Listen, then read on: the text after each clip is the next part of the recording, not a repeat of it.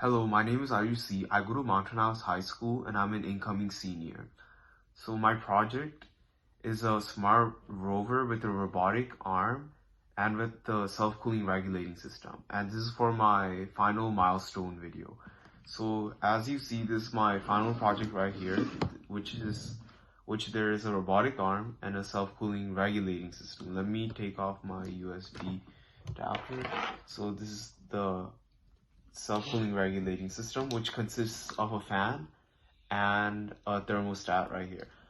So let me show a quick demonstration with my with my robotic arm, which I discussed in my last video, and that was my second milestone, right?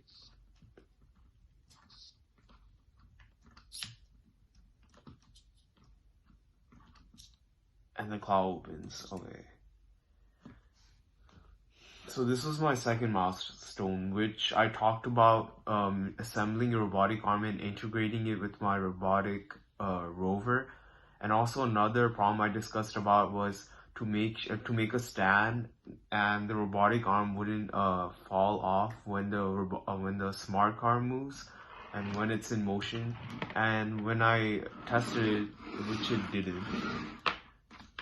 And then now I'm going to talk about my third modification, which is my robotic arm. Not robotic arm, my self-cooling regulating system. So this is my self-cooling regulating system, which consists of a thermostat and a fan, and the fan turns on. When it receives power, and it receives power when the thermal sensor detects too much heat in its surroundings, and it gets it from this metal conductor right here, and then it turns on or off based on a certain room temperature, which I set as 10 degrees Fahrenheit. So one of the big problems I had with this modification, with my third and final modification, was assembling it onto my robotic arm and learning how to configure wires onto the breadboard for this self-cooling regulating system.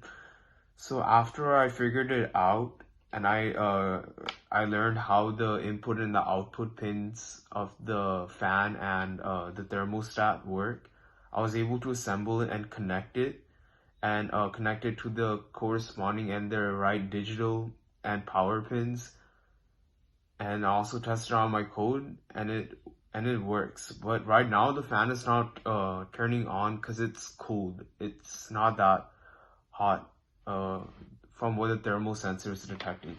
And this is my configuration, configuration right here of the thermostat. So this right here is my thermostat, and it's also connected to this pin right here, and this pin has 3 wires, two red and two wires, which is it has 3 wires in total. 2 of them are red and black, which are the voltage terminals, and then as you see right here in this thermostat system, and then you have the yellow one, which is the data, which transmits the temperature. And from the breadboard, the data travels from the breadboard to the Arduino board, and that temperature is taken, and so after it's transmitted to the Arduino board, there's a power coming in, and the decision is whether the power should be supplied or not. So after looking at the temperature, so there's this fan right here as well.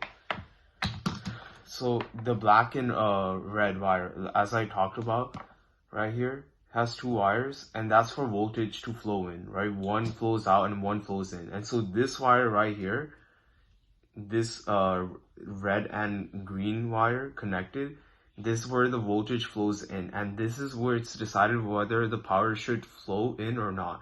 So the purpose of the self-cooling regulating system is to cool the system when there's a lot of heat. It's to regulate the heat, right? So when there's too much heat in the system, right? When it exceeds that room temperature, that certain room temperature I set in my code, there's a digital pin which this wire is connected of the fan.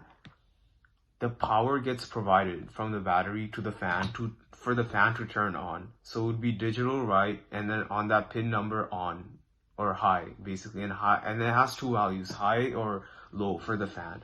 And you set high when it's too hot, but you set it low when it's not that hot and it does not exceed that room temperature. So high meaning providing power, the fan will turn on, and low meaning it won't. So this is how my self-cooling regulating system works. And this is my final milestone of the project. Thank you for watching.